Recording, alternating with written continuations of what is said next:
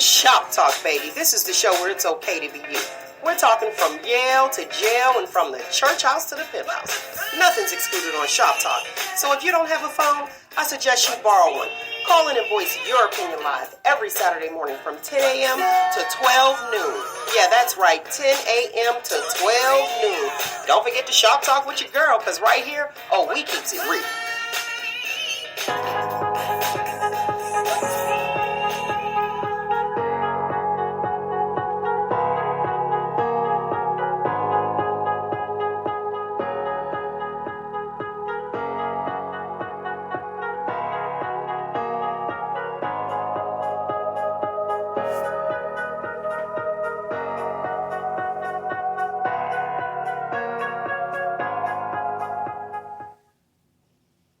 We're back. Good morning. Good morning, and welcome to Shop Talk with Mel. Today's topic is, let's get this up out here right now, is beyond slavery. But what we're doing for Black History Month on Shop Talk with Mel, we are spotlighting our Black-owned businesses. And first up, I would like to introduce you lovely people to our first guest. The name of her business is Fresh to Death, DEAF, Plant-Based Cafe. This is located in Youngstown, Ohio, 7401 Market Street. Youngstown, Ohio, 44512. So I want you guys to give a warm welcome to our Black-owned business owner in the building. Thank you. All right, Miss Tiffany. Yes, ma'am. Welcome, first of all. Thank you. Let us know what's going on with the plant-based cafe. Explain that a little more in detail. Okay, sure. So it's called Fresh to Death because I am 50% deaf in both of my ears. And coming out of corporate America, having a normal job, being a Black woman in a manager position, but having a hearing loss, it was hard for me, struggling with trying to hear every day, people mistaking me, needing them to repeat themselves for me being stupid, you understand? And I really got tired of that, so I broke away and I was dealing with some medical issues myself, and I went down a holistic rabbit hole and I educated myself, and I was like, you know what, my city needs this. And so I went ahead and I researched and I decided to bring Fresh to Death for that reason, and also to bring awareness to the deaf HOH community like myself. Very good. Very good. You. So tell me, you became deaf later in life, or were you born deaf? I did. So I had a medical issue that happened when I was 19, and I had nerve damage. And so it just progressively gotten worse. So for about 10 to 15 years after that, I was okay. But then I started to notice it started to decline. And as I went to the ear doctor, that's when they confirmed that I actually lost 50% of my hearing. And because it is nerve damage, the hearing aids will not work. I did try hearing aids, but because it's nerve damage, the voices are not being interpreted. It's only making the sound louder, if that makes sense. It does. How was that for you? Oh, it was hard. I am a Christian, and every day I used to say, God, why am I deaf? Why me? We all, when things happen, we say, why me? But why not me, And as of today, I understand my assignment because God has something for me to birth, and it was Fresh to Death. And I could not do that genuinely without being deaf. True. Very true. Yeah. I worked with someone who was deaf that I didn't look at them as being dumb. I looked at them as being rude. And let me tell you, right, that was my perception. Because every day I saw her, I would speak to her. And she wouldn't speak back. And she would not speak back. So I said, oh, okay. And I did it again. And I was like, well, maybe she didn't hear me, because I'm walking and talking, I'm constantly on the go. Then finally one day I said, hello. And she said it back. And I was like, oh, it must be a good day. Still not registering with me that, she's deaf. Go through all of this stuff. Let me tell you, the guy that she worked for, he came. I said, "Oh, is she okay?" I said, and then he said, "Who?" And he said her name. And he was like, "Yeah." I was like, "I speak to her all the time." I was like, "But today must be a good day because she spoke back." He laughed so hard and he said she's deaf. I said, "See what I'm saying? You know what I mean? I'm catching attitude." Yeah.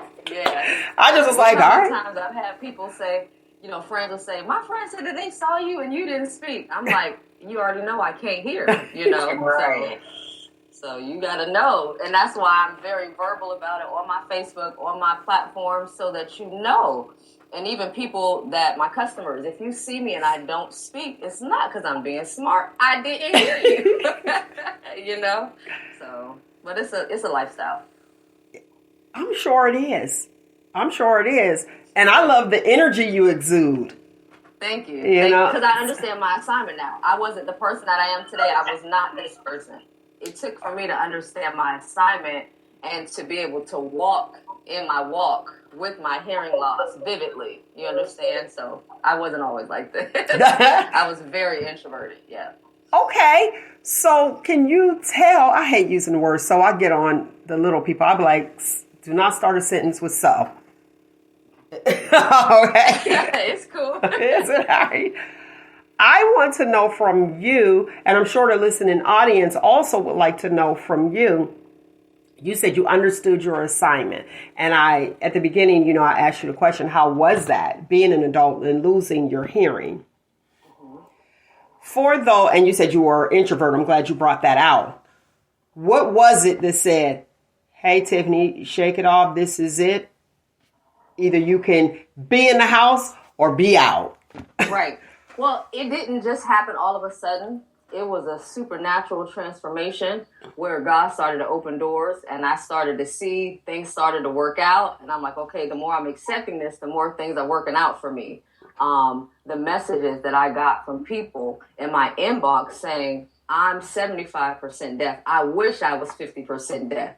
You understand what I'm saying? So sometimes we think we're plagued with something the whole time somebody next to us is wishing for what we think is our downfall.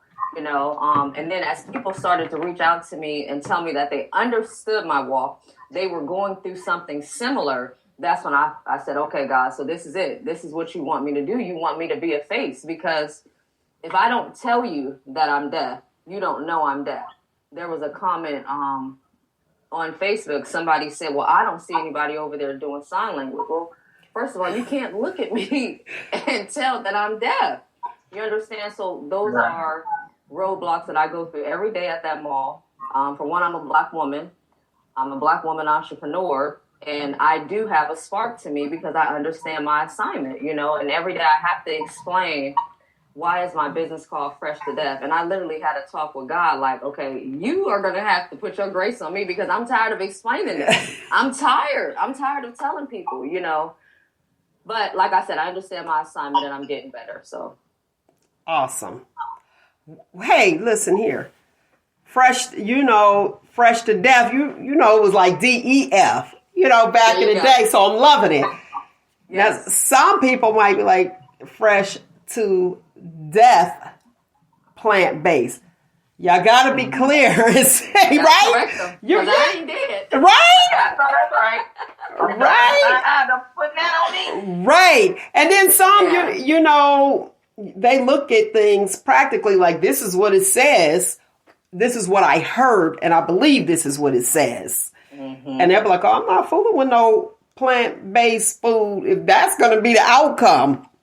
So, so talk to us about your business, the plant-based food that you sell. Okay, so like I said, I went down a holistic rabbit hole. I discovered sea moss a couple years ago. Very intriguing, it's a superfood, and I, just kept working with it. I educated myself. I came up with different flavors, and that's really the birth of Fresh to Death. I moved downtown. I introduced some salads, and as of today, my menu just keeps growing because the more I educate myself, the more food that I can bring, because I can't just sell sea moss. You know, I don't want to just sell sea moss. I want to have a long menu where people can come and have choices. Everything on my menu will help you some way medicinally. I am a holistic practitioner, so if we need to have a consultation, we can schedule a consultation. We can get you on a meal plan. So there's levels to the business. Okay. So those are the kind of foods that I sell. My best seller is the sea moss water. You know, you refill it for 24 hours, and every time you refill it, you get the benefits of the sea moss. Now, when you talk about this sea moss, because it did like take a craze for a minute. Yeah. Mm-hmm. And you drinking the water, like that's something floating in my water. Yeah. It's like, to me, you know, and I feel like backwash, you know, like I don't want it, because do you taste the sea moss? You do not. That's why I put the fresh fruit in there, so it just tastes like a fruit water. But every time you refill, you get the benefits of the sea moss, because sea moss is like a sponge. Mm-hmm. Whatever you mix it with, it takes on the taste. Unless you do it just plain, the plain gel, then it has an oceanic taste. But if you do the flavor gel and or the sea moss water, it takes on the flavor of the fruit. Okay. And it takes on the flavor of the fruit. So it's like fruit in your water. It tastes water. like fruit water. Uh-huh. All right. Trust me. Yeah, because people come and they're like, is this going to taste like the ocean, or like you say, the back one? No. I'm like, taste it. As soon as they taste it, I'm like, oh, it's okay. So, yeah, it wouldn't be my best seller if it tastes like backwash. You know, I'm sitting there looking like, Nah, it's legit. Go ahead, Nick. You got a question for Tiffany? Do you ship? Somebody that want to order? Do you yes, ship? I will. I used to have it on my website, but understanding what sea moss gel is, 2 days in the mail, it's going to get liquefied. You have to refrigerate it. So a lot of people were getting it, not understanding that they have to refrigerate it in order for it to gel back up. So I got a lot of complaints, so I pulled it. But yes, I do ship it, and I can ship it for you. Yes. Yes. You're welcome. Where are you located? Houston, Texas. Oh, okay. Okay, yeah, definitely. I can get that done. I just shipped some infusion kits down there to Texas. Oh, okay. Mm-hmm. Great. One more time, do you have a phone number where our listeners can contact you at? They just got to show up. They got to show up and meet Tiffany. No, real talk. Like, I do have a business number, but being a Black entrepreneur in the city of Youngstown, it's unfortunate the backlash that I get, and so I have to protect myself, my staff, and my business. So my number is cut off, because if I even begin to tell you some of the messages and things, I don't need that type of energy in my life. So if you want to get in contact with Fresh to Death, you have to message me on Facebook, Instagram, or you have to show up to the restaurant. I have a brick and mortar for a reason. Okay, well let me explain this to you. Yes, ma'am. Okay. Shop Talk with Mel is nationwide. So we're not just talking to people in the Youngstown, Ohio area. And if you ship, that's a great thing. Let's give your address. Do you receive, can they like send you a letter or something like that? Yeah, absolutely. Absolutely. They can use the address 7401 Market Street. Just make sure it's too Fresh to Death. You can email me at freshtodeath330, or like I said, if you Google Fresh to Death 330, I'm going to be the first to pop up. I'm the only person with that name, so you can message me, that way as well. Okay. I got to get this to you, because this is what I do. Uh-oh. Uh-oh. A few people, you've heard the saying, a prophet is unknown in their own land. A few people, and I'm going to say a few, because you're talking Youngstown. It's kind of hard being a big fish in a little pond, no room to grow. Get your number back there. Have somebody else listen to the messages and screen them, since you don't want that energy. So that's what I do. I got you. Because you're going to always have someone to say, Oh, blah, blah, blah, blah. Oh, you got those people that's actually sleeping in their parents' basement, sleeping on an old couch from the 70s, and all they have to do is try to upset someone's life. Throw lemons. Right. Last week I told you guys, they say when you get lemons, make lemonade. In your case, make some lemon moss. Okay? Sea moss. Okay. Listen, I got you.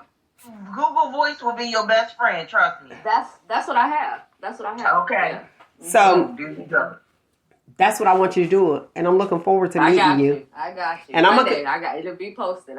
Okay. Sometimes we need to hear that. Real talk. Sometimes we need to hear that. But it was bad. Like I can't read comments under posts and stuff. So Don't. I just Don't. Especially. And you know what though? Go ahead. That situation, sometimes the devil is trying to throw roadblocks to keep you stuck. And that seems like your situation. That's why you took the number down and everything. Because the devil he assigned his men to try to block you and keep you in that little box. In that little boat. And when you got other people in the big ocean trying to get at you. Yeah, okay. Like she said, get somebody to check messages. I got it. Devil trying to block you, baby, and God wants you to do something bigger. Thank you. I needed to hear it like that. Good. Good. And then sometimes it could be a test. Yeah. Are you ready? And that's why, like I said, I'm learning not to read comments and stuff, because I would go back, because sometimes I'm like, am I okay? Am I enough?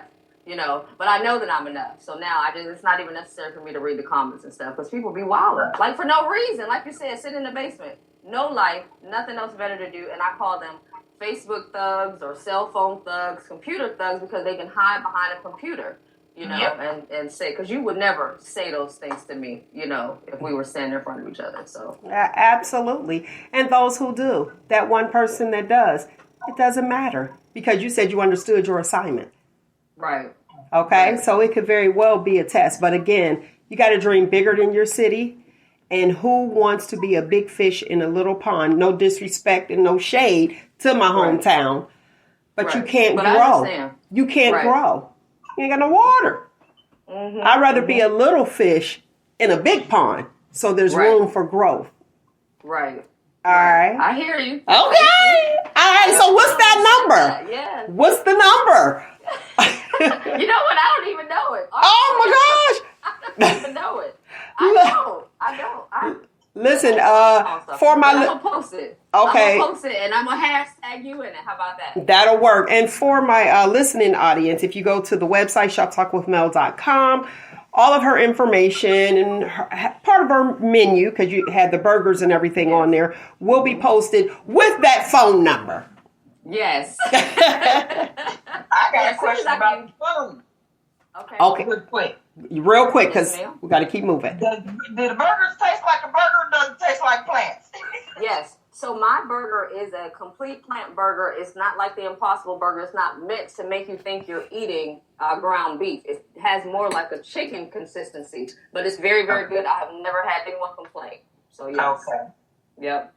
Okay. And you did it yourself? No, I have a supplier. Yeah. Okay. But it's a plant. It's made from wheat, from gluten and walnuts. Gluten and walnuts. Okay. And I'm sure that's posted too if they have a nut allergy, right? Yes, absolutely. Absolutely. And then if they do, they ask. Those who ask, they definitely, those who have an allergy, they definitely ask. Yes. Yes. Isn't that something? I don't want them swelling up on my watch. I heard that. I heard that. All right. We're going to let you go, but I thank you so much for coming on. Thank you for having me. Yes, Tiffany Hamilton with Fresh to Death Plant-Based Cafe, 7401 Market Street, Youngstown, Ohio. I truly appreciate you coming on. Thank you. I got you, and then I have another person that will spotlight. And congratulations for winning the advertisement. Marsha, who put my name, I was like, as a matter of fact, let me give a shout out because I counted. It was 128 other businesses So listen, you guys are great. You're amazing. Shout out to all those businesses. But I was like, how did I win? But I understand my assignment, and I needed to hear what you had to say. Good stuff. Appreciate you, darling. You got to come back and visit us because your story was extremely inspirational. Thank you. I appreciate that. Yes. Well, all right. All right, darling. And I'm headed to the mall now. All right. Take care. All right. Bye-bye. Bye-bye. All right. Our next guest who won the advertisement for the Black-owned businesses is the Yancey Sisters. The Yancey Sisters. So I'm excited. I'm excited. Like I said, excited and happy because I eat with you. How you doing today? I am doing absolutely lovely. How are you?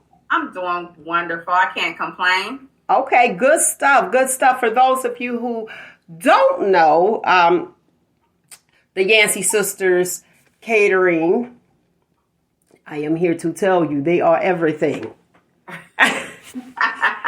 Everything. Salmon, that's my dish. The stuffed salmon. And let me tell you, I got to be honest with you. I was trying to figure out what that salmon was stuffed with.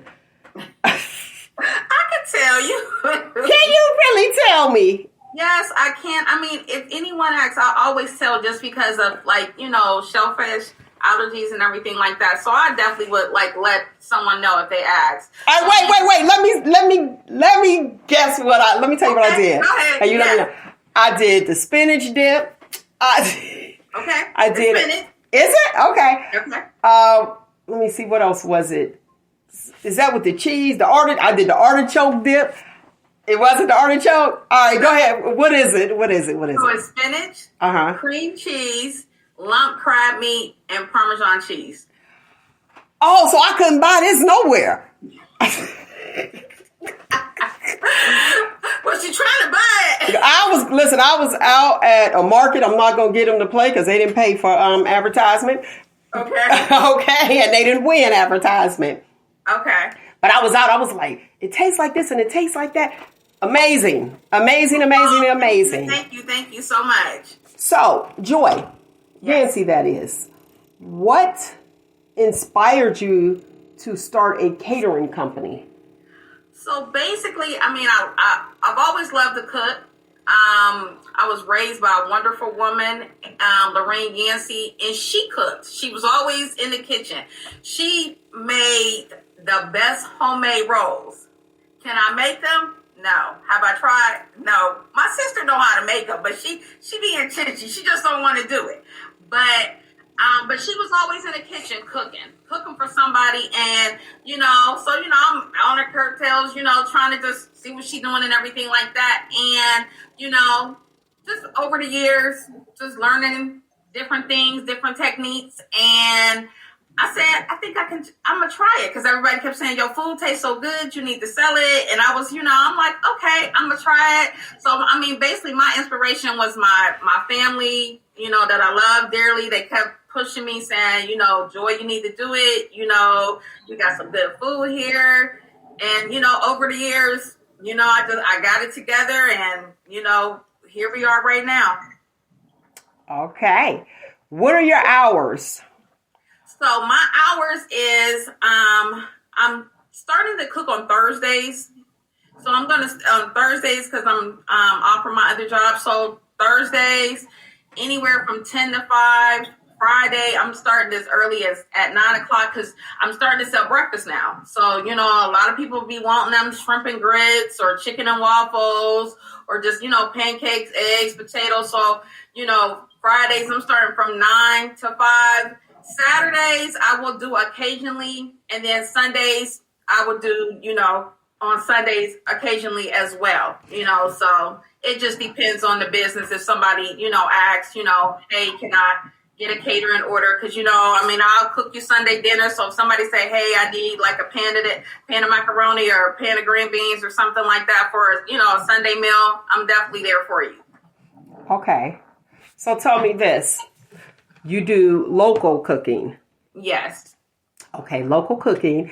And if you want to contact Yancey Sisters Catering, you could call 330-503-3960. Is there pre-orders? I definitely encourage you to pre-order because, and that's what a lot of people don't understand. Like, if I already have a ton of orders and then you're calling me the day of, I can't guarantee that you get an order. And that was the one thing that I instilled when I first started it. I wanted to do pre-orders. I didn't want to, make a whole bunch of food and then I'm like, okay, I got food ready. I encourage you to, hey, call me the night before. If you see a post on Facebook like, hey, I would like to place an order, then, you got a guaranteed slot for the next day that, you're going to get your food. So I definitely recommend that. Okay. I'm guilty. No, it's okay. Nick know how I roll, though. Nick know how I roll. I do. She get hit me at 1 or 2 o'clock in the morning in my inbox like, hey, I need a stuffed salmon for tomorrow, 1 o'clock in the afternoon. Okay, I got you, you're a loyal customer. So, I definitely look out for those as well that, definitely been there with me for the long haul. So, yes. I appreciate you so much. I do. Thank you. I want to put, since we're streaming all over, I want to put your phone number out there because sometimes when you say local, you think right in the city of Youngstown only. No. Warren, Boardman, Austintown. Yes. I got to say this, which you didn't mention, catering. Just call her for your catering. If you're in Akron, you got something going on, call her. 330-503-3960. Valentine's Day is coming up, and yes, I did. I checked you out. I know you do the little private dinners. Yes, I do. One day I'm going to get there. One day you'll get there. I'm going to get there. We do travel. I have traveled as far as Toledo to, do a whole catering graduation party for someone. So definitely, I am there for you. And I get my team together. I do have a staff, so we do, serve you, so you don't have to worry about, the drop off and the ladles. Right, right. So, we do I'm fully staffed with, my daughters, my cousins, that's why it's called Yancey Sisters instead of sister. So, because it's a whole bunch of Yancey, so I even got my granddaughter even helping out here and there. Awesome. So she can get the layout of the business. Awesome. Go ahead. There's a question from our virtual studio audience. Okay. Someone wants to know, do you cater weddings? Yes, I do. I do. Yes. Yeah. Weddings, graduation parties, funeral repasts, birthday parties, like Mel mentioned, even the private dining experience. We tried that out last year just to see, and I had a great response with that. I definitely did. Especially because it still was like the pandemic was really kind of still in the atmosphere. Not to say it's not gone now, but it was still in the atmosphere, and like people just wanted that private dining experience that you didn't have to go anywhere. You can just do it right in the comfort of your home. So yes. Awesome. I like that. I seen you at the hotel, had the whole setup going up.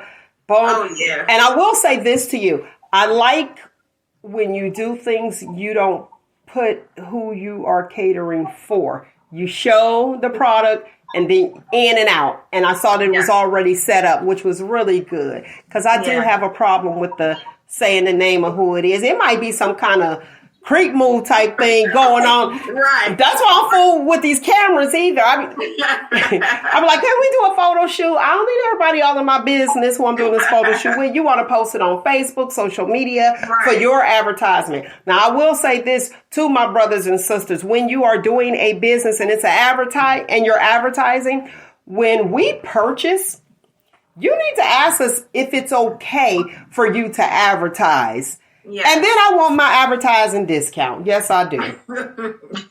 Yeah, I do. Yes. You know what I mean? Come on now. We can't do this. Even like when sometimes they do like the buy here, pay here car places. Don't put that bumper sticker on the back of my car and I didn't say okay. Right. Like, get out of here. And that's my question too.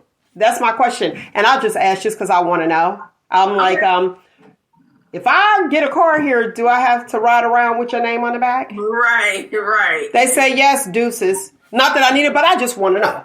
Right. The people want to know. Right. Yes.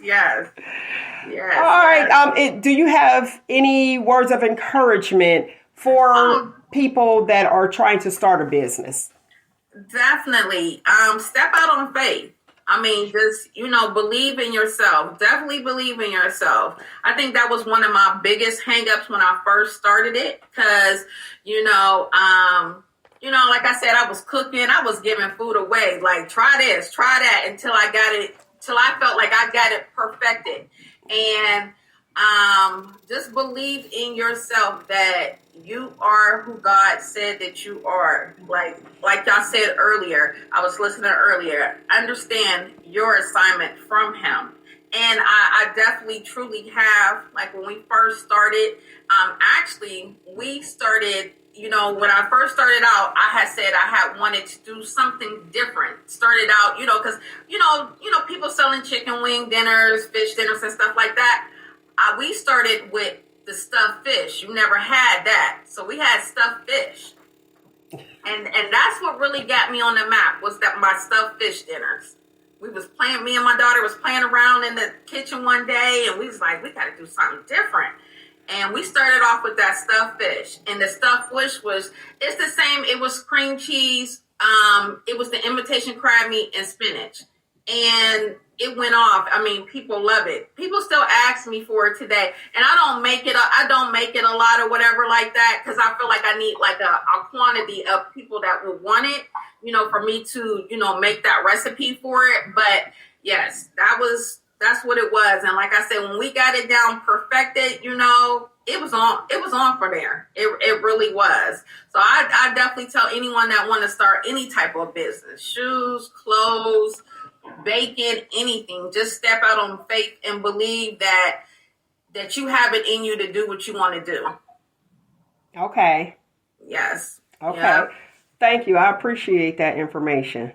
I don't want to cook. I just keep calling you. But that's not my ministry at all. But what I will say that I think is interesting is when you say you guys had to stuff fish, and what sets you aside, the Yancey Sisters Catering, it's like a home-cooked meal. It's not your fast food, your grab and go. It's like, here's a meal. Yes. So I appreciate. I definitely want to cook with love.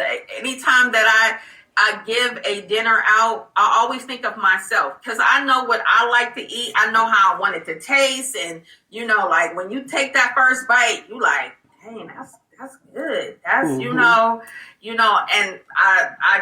love cooking and I just want to make sure my customers are pleased with my service that I give them. Well, I'm pleased and I'm a customer and I don't know if you can ship some cream cheese. Probably not. So Nick, you're going to be hitting Texas. Yeah. I mean, I got family all over and they always say, you got to show me how to do it or, send me some or ship me some. But yes, yep, all the time. But it's definitely, one of my number one sellers as far as in that salmon that you love. Everybody asks about that. So yes, it is. I love it. I love it. Thank you for coming on. I appreciate you. My people, my listening audience, black or white, melanated or unmelanated, please support Black businesses. Yes. All right. We need that support. Again, Yancey Sisters Catering. Call 330-503-3960. Yes. And you can reach me on Facebook. My business page is Yancey Sisters Catering. My Instagram page is just Yancey Sisters. And then you can even just go to my personal page, which is Joy Yancey. And you can see different pictures and reach out to me. I've definitely been getting a lot of inboxes about graduation parties and everything like that. So I am definitely available. So, any type of service that you need as far as in catering, I am here for you. All right. Thank you, You Miss welcome. Joy Yancey, for coming on. And congratulations on winning advertisement with Shop Talk with Mel. Thank you so much for having me. I really appreciate it. I'm going to let you lovely people know how we choose. I'm not going picking people. Ironically, you know, I actually I shop with Joy Yancey. But the way that it's chosen, I'm not the one to choose the Black-owned businesses. I'm not the one. Nick, you know, I'm not the one. Right. She's definitely not the one. And what happens is we go by numbers. And what my team does, they all, grab a number, boom, and then they count down. So it's not just like, oh, we're going to choose you today. Because I appreciate everybody. I appreciate everyone participating. So we're going to go ahead and let you go and get ready to get our guest for today up on the show. Let me give you lovely listeners out there to call in number if you have any questions. The phone number here is 619-902-2287, 619-902-2287. Our guest for today is Brother K. We're getting ready to get him on. I'm excited about it. And Joy, we're going to let you go, darling. All right. Thank you so much. Y'all have a wonderful day. You Bye-bye. too. Oh, man, I'm so excited. Look, I'm so excited about today's guest. Extraordinary guy. Heard so much about him. But we're going to start this first. Happy Black History Month to all of my listeners out there, understanding that this month needs to be here for education. Now, Nick, you've noticed how we talked about too, and Amber as well. Amber in the background. Sorry, she's backstage. But we talked about how we're pulling education out of the schools where it's kind of, and when I say they, I'm using air quotes, lovely people. It's like you don't want our little ones to know their history. That's crazy to me. It's like they're just trying to mesh the history together. No, it has to be done separately. They have to know how we got here, how our ancestors fought. Well, guess what? We're still not equal. No, yeah, but guess what? We're talking more than that. After slavery, we're talking They need to know everything. Listen here, somebody should have taught them everything. But here's my problem: when you go back to slavery, this is just me personally. When you go back, you're telling me all the bad and sad things. We're already still dealing with that right now. Beyond slavery, how can we do better? What's important? Why are we pulling our history? Our history is just not slavery. If we're going to go into the history, we need to go into the history. Don't tear me down. Don't, just like, you know how I feel about with Roots. Quit playing Roots during the holiday time. I'm ready to love on people. You want to just tick me off. I'm trying to be good. But listen, I have two spoken word artists that we're going to play. I'm going to play them right now. If you are sensitive about certain things being said at this time, I just ask for you to remove yourself. As a matter of fact, if you have younger people that are tuning in right now, have them leave the room real quick because we about to get real on Shop Talk. Y'all know how I do it. I'm like, you know how I do it. This first author is none other than Miss Howe, Thea Howe. Why are you so black? Ain't nothing ever right with you because you always got to be so black. Can't smile, can't laugh, can't even talk about nothing but the struggle of being black. You can't make any real progress with all that hate in your heart. PTSD on 100 all up in your blackness. Now, I'm not saying don't be black. I know it's hard being black and all. I see it too. We stay on the low end of education, food supply, healthcare, jobs, homes, life. But all that anger does is tear down your health, your mind, your spirit. I'm not even saying that bootstrapping, peaceful marching, or praying are the only answers. What I'm saying is, why you gotta be so black? You wound up so tight, you ain't never ever no fun. Chill sometimes. Ain't no need for all that. Break yourself a smile sometimes. Cause we all know by now that your ass is black. I love Thea. I love her. But you know what? That poem is hilarious to me because everybody, somebody out there that's like blackity black, black, black. You be like, hi. Yeah. You know that's the white man's word. I'm like, oh my gosh. Like, come on, help me out. Listen, it's ironic that I wore this today, though. I didn't even know what the show was till this morning, but boom. Legalize being black. I like your shirt. All right, this next spoken word artist is Patricia Rudolph. So this poem, Vegetable Soup, is by her. All right, you ready? Is the listening audience ready? Look, all the streaming. Here we go. My skin being honey bronze, blueberry, black, or ice cream white. Vegetable soup is what I am, but I do not denounce my blackness. Calling me sellout, new day house nigga. You said bootstrap. You didn't help me.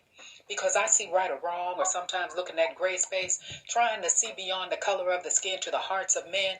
Because you are soup like me, having your skin like mine, your day not going well, you can curse me to hell. In my blackness, I say no way. Because you didn't get the position that you thought you should have gotten.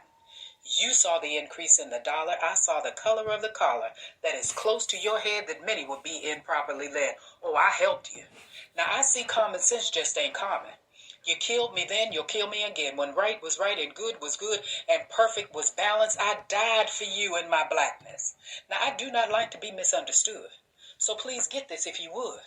Are you in your blackness or in your ignorance? Because just like you, I got a job to do in my blackness. All right. Now, that was none other. Nick, you know who that was. Mama Pat. So both of those spoken word artists were, the first one that you heard was Thea Howe. Why You Gotta Be So Black is the title of her poem. And then you have Patricia Rudolph with Vegetable Soup. So let us know what you thought about that in the comments. Anything going on in the comments below, Nick? Not right now. Okay. All right. Do you see anything, Amber? Okay. All right. Thank you. All right. I want to give a warm welcome to our guest, an extraordinary guy. I mean, I heard so many good things about this brother that I said, I got to get him on the show. Especially during this time, because you hear if somebody needed to know something, or then you need to get with Brother K. Oh, blah, blah, blah, blah. You need to talk to Brother K. I've heard that. You need to talk to Brother K. I'm like, who is Brother K? Well, I did my research and I found out that Brother K is one phenomenal man. So I want you guys to put your hands together for Brother K. Welcome to Shop Talk, Brother K. Welcome to Shop Talk.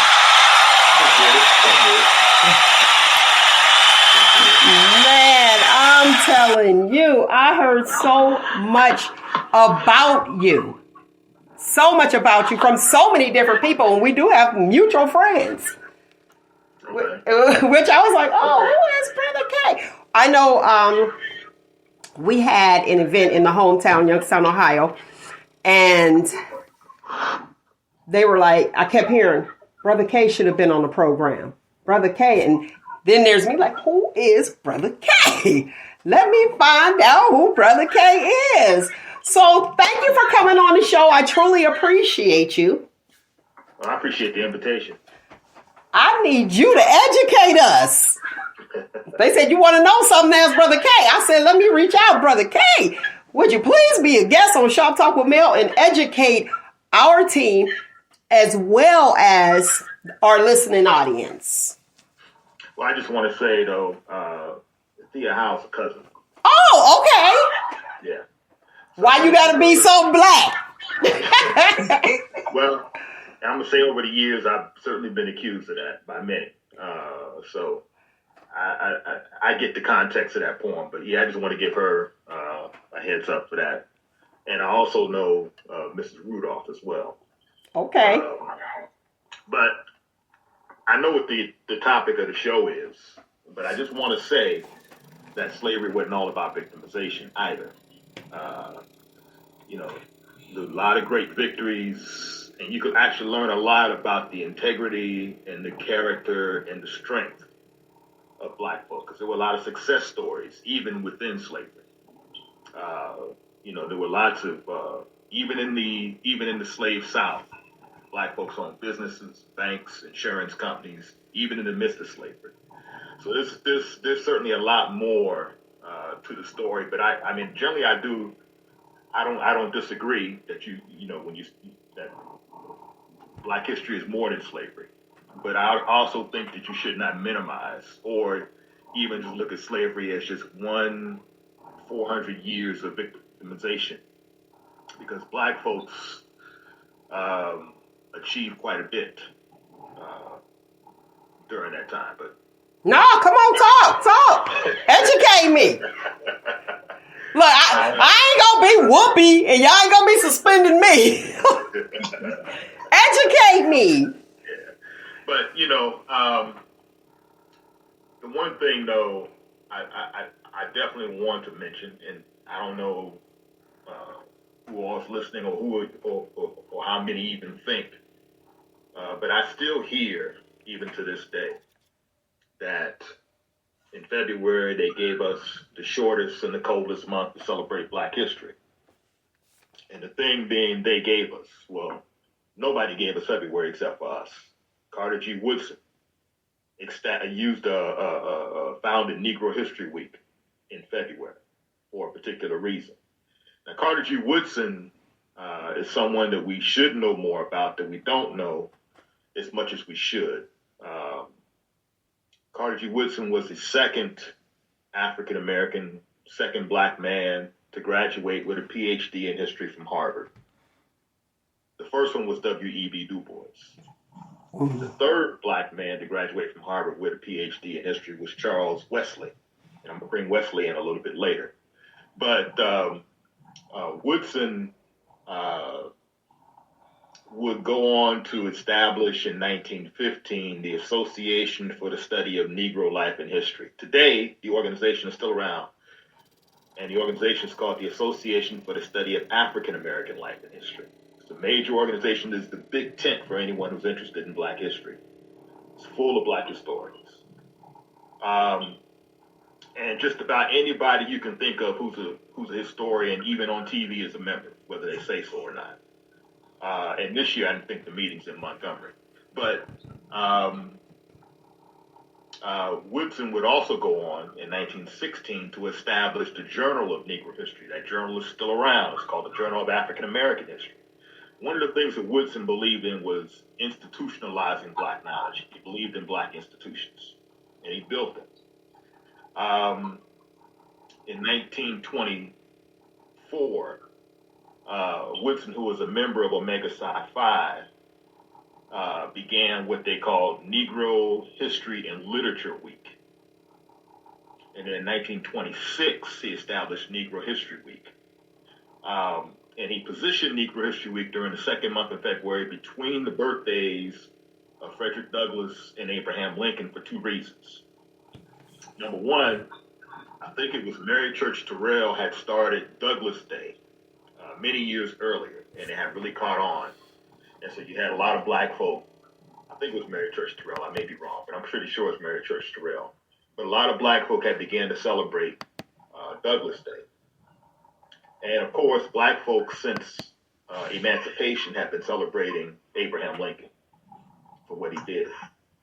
And so Woodson understood that, well, if I want to promote black history, the best thing to do is just put it during the entire month where black folks are already doing something anyway. So there's no need to create a new wheel. Okay. So Woodson just, he understood that. To utilize the celebrations that black folks were already involved in and just begin to, insert his program, which would certainly involve, since I saw that you were a playwright, which would certainly involve plays that Woodson would put together and have and share with teachers in the DC public schools at the time. And then they would do various skits of various historical figures as a way to introduce young folks. And then eventually Woodson and the organization, the association, would create kits that they would pass out to the city schools. And actually the organization still does kits, Black History kits that you can order. Okay, when you say kits. Yeah, kits involving history lessons, different ways that you can share and teach Black history. Because for a long time, the organization is much more diverse now, but for a long time, the major base of the association were public school teachers. Okay. Were public school teachers, and it was geared towards public schools.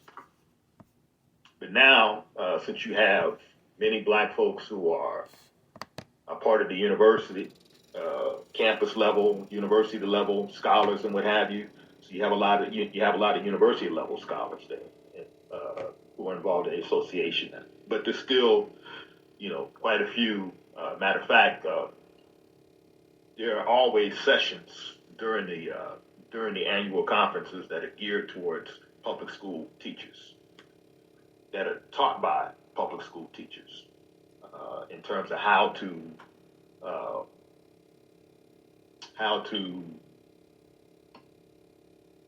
build more Black history content into your curriculums.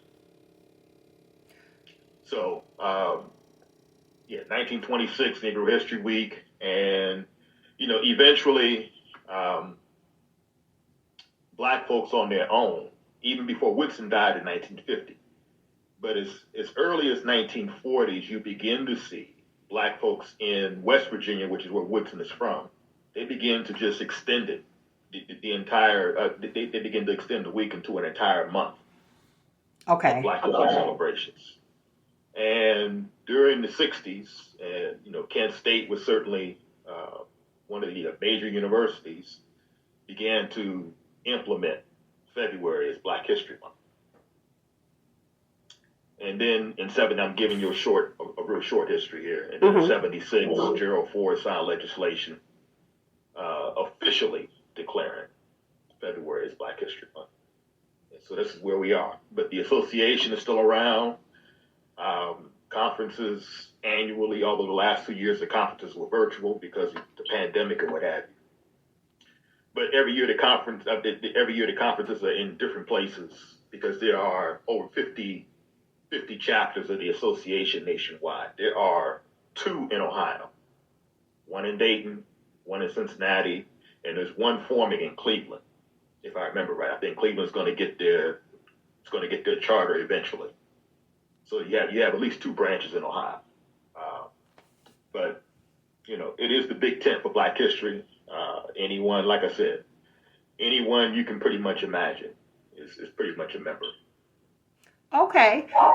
Now I have a question. I got some feedback somewhere.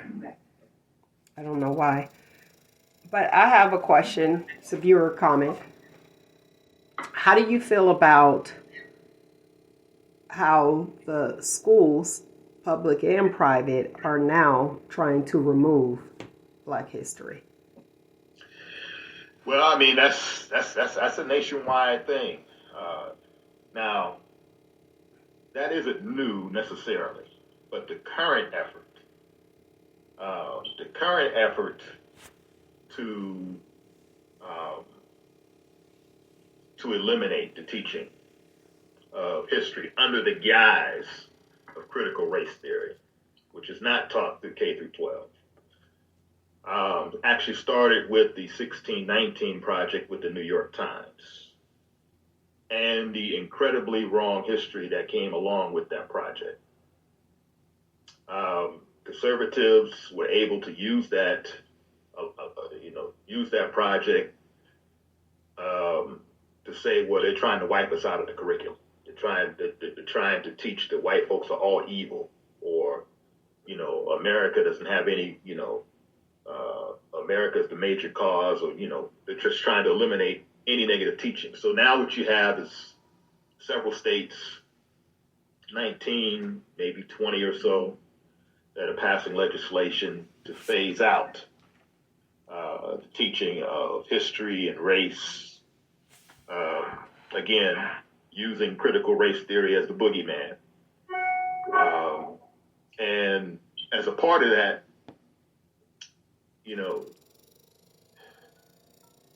what they're doing is creating a situation where they're saying, well, you know what, you can still teach Martin Luther King, but you can't talk about Selma, you can't talk about Birmingham, you can't talk about Albany, Georgia, you can't, and I'm like, so what are we going to say about Martin Luther King? Right. You talk about John Lewis, you can say he was a congressman, but you can't talk about the Edmund Pettus Bridge. You can't talk about the Freedom Riders, of which John Lewis was one, and so on and so forth. You can't even teach Malcolm. You can just say he was born in Omaha, and that's pretty much it. And him and Muhammad Ali was friends. Right. and so it's creating, and then at the same time they officially get on board. Many of these conservatives get on board with Juneteenth, but how can you teach Juneteenth without teaching the legacy of slavery? I feel you. So it becomes very interesting. And for me, these are just interesting times. Very interesting times. I know they're stressful for a whole lot of people, but for me, they're just really interesting times to be around. But the one thing that I think that we should pay heed to, I hear a lot of folks say that, protesting is past tense, but given what's going on, we may have to get back out in them streets. We may have to be willing to engage these institutions and, like previous generations, put our lives on the line in order to, stop the rollback on voting rights, stop the rollback on teaching history, when the canceling out of Black history and anybody else's history, and so on and so forth. But we'll just have to see where this goes. But I think that's my general thought. I think it's something we should definitely keep our eyes on. Okay, Brother K, I have a question, and my question is, what's your thoughts on the thought of the unmelanated? I'm trying to change it up a little bit. Feeling like we are teaching hate the white man or the blue-eyed, blonde-haired devil. I think, for certain segments of the population, that's always been around. But I think, again, it gets back to history, and I think that we conveniently forget that, first of all, history is what it is. And, slavery was a fact in the country, and, white folks in the South enslaved Black folks. Britain, the French, we can name some other European countries were involved in, of course, the first European country to get involved was Portugal, were enslavers. And, North America, at least Virginia, was a British colony. And 1619, those 20 Black folks showed up, but that wasn't, those weren't the first Black folks in the U.S. Florida was a Spanish colony. You had Black folks enslaved there in the 1500s. It is what it is. But in order to grapple with the truth, you have to be willing to admit certain things. And there are some who feel that they're either not prepared or they have some interest in the status quo. Okay. But yet, there have always been white folk who have countered that.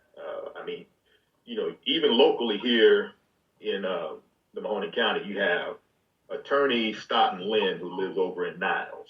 He actually taught in the freedom schools in the 60s in the South. Of course, then people know Reverend Jim Ray, who was also a participant in some of the Southern movements. But, there have always been white folks involved in anti-slavery. And, of course, the most recognized figure is John Brown. Yeah. But there have always been white folks who have been involved in anti-slavery. Now, saying that, but, of course, white folks were abolitionists and so on and so forth, so on and so forth. But not all abolitionists were driven by the ideal that black folks were humane. I mean, there were many different factors for white abolitionists to become involved in anti-slavery activity. Some may have been economically motivated, and some may have been there may have been other motivations. So I don't want to I don't want to contribute to the illusion that white abolitionists saw black folks as humane creatures, because that wasn't the case necessarily. Okay. But yeah, I mean, there've always been white folks involved in anti-slavery activity from the very beginning. Okay. Now there's a some controversy going around now, and what that is, Nick, I know you saw it. They had white models in black shirts, and the black shirts, the one that stood out was there was a white young man who had, "I'm black every day, but this month I'm blackety black black." Did you see that? Yeah, I saw that. Nick, what's your thoughts on that? I might have you go first. To me, that was disrespectful, and I did have somebody, when I shared it, they started research, and it wasn't true. Somebody that did that. Regardless, it was the white person wearing that shirt, whether that particular store used them models or not. It's still, that's disrespectful.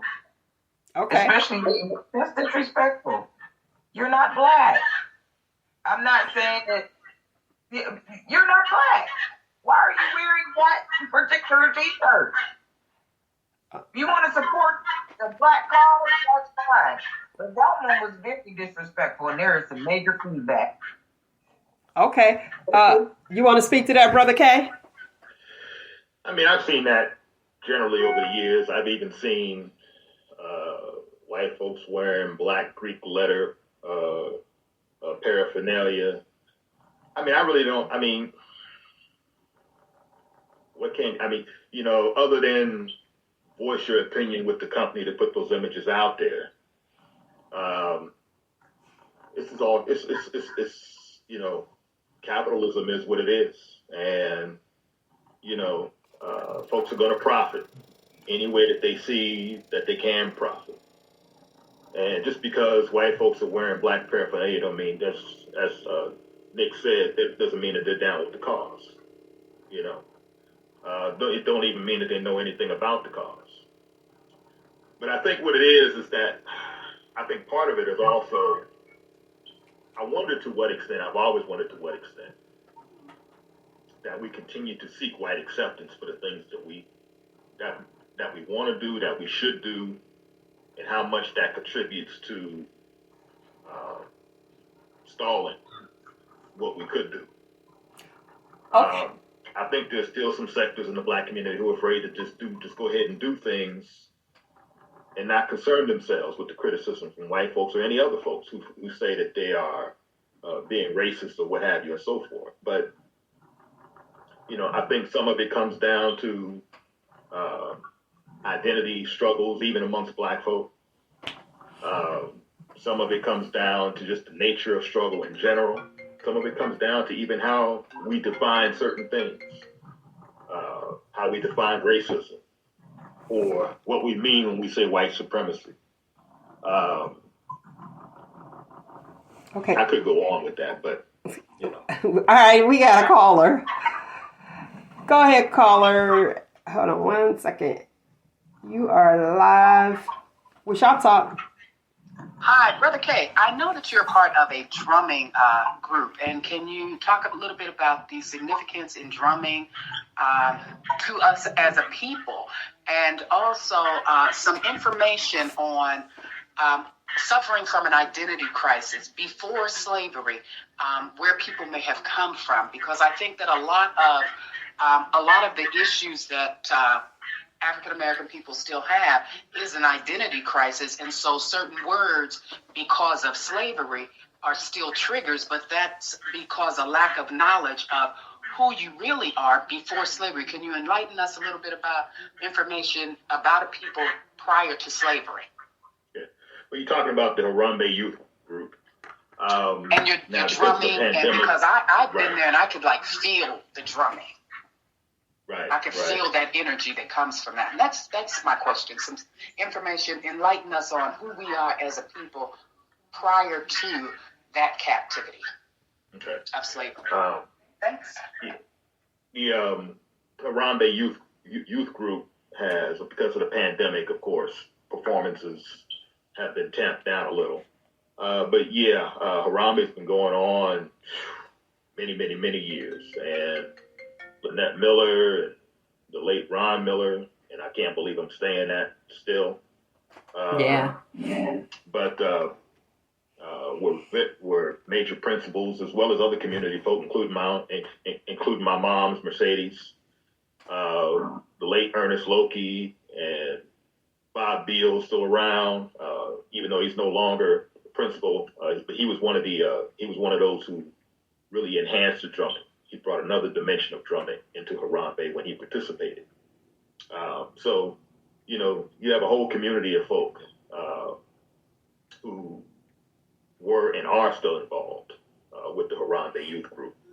And they, the drum, of course, is a sacred vehicle of communication, used certainly as throughout the African continent. We see drumming in various phases, and it's actually very good. You have the earth drums, you have the talking drums, and if you are a drumming master, then you have a sense of how the drum is used to communicate. And so, drumming was used as a communication measure. When you, one of the things that slavery did was it took us away from some of the forms of communication that we engaged in Africa. But the one thing that we were able to communicate across various ethnic groups was the drum. And so the drum became an asset, and it was one of the reasons why slavers began to tap down and began to phase out drumming amongst those who were enslaved. Now, in terms of the other question, I think what the caller is talking about are the African civilizations that existed throughout the continent prior to slavery. We can even go back to the Nile Valley, and many scholars have talked about this. Du Bois, Woodson, William Leo Hansberry, and many others have talked about the Nile Valley, which composed of Egypt, Kush, Nubia, Aksum, or later Ethiopia. And then, of course, you have Ghana, Mali, Songhai, West African civilizations. You have the Kingdom of Ifi, which was a Yoruba civilization. You have Monomotapia, which is down around Zimbabwe, Southern Africa. So you had ancient civilizations all throughout the entire continent that some folk are unfamiliar with. But I know that 50 Cent is doing a movie or a program dealing with Queen and Zynga. Okay. And, if you're familiar with Queen Zynga, who was from Angola, very interesting history with her. When she met with the Portuguese, they were all seated when they brought in, and, they didn't have a chair set, because Queen Zynga, of course, she was a queen. They didn't have any chairs or anything for her to sit on. And so her servant, the people who came with her, who were her assistants, sat down on the floor and formed a human bridge, a human chair for her to sit on. Wow. And the Portuguese were totally dumbfounded that a queen could command such respect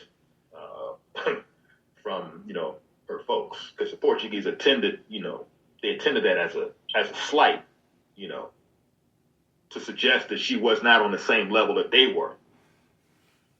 And so, but that is it's a very interesting story. It's actually a film that's actually out on Queen Zynga. It's in Portuguese, but there are English subtitles. I think you can watch it on YouTube. But it's good to know that 50 Cent is doing something on that.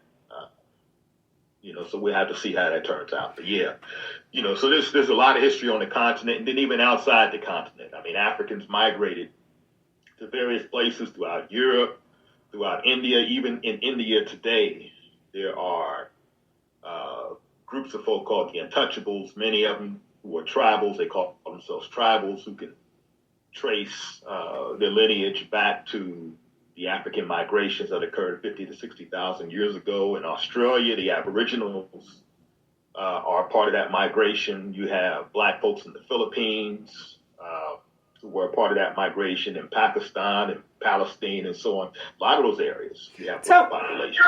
I want to know your thoughts. Wait, I'm getting feedback. Is somebody else have another microphone open? Because I was getting a lot of feedback. Tell me this.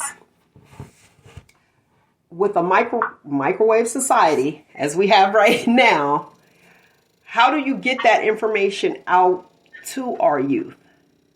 Where they, you know what I mean? Because, like I said, it's a microwave society. Everybody's like, well, we had to sit down for the last 2 years. But it's like, go, go, go. Okay, I hear you, but I'm really not interested. How do you suggest that we get that information out? Because we've heard the saying, if you don't know your history, you're bound to repeat it.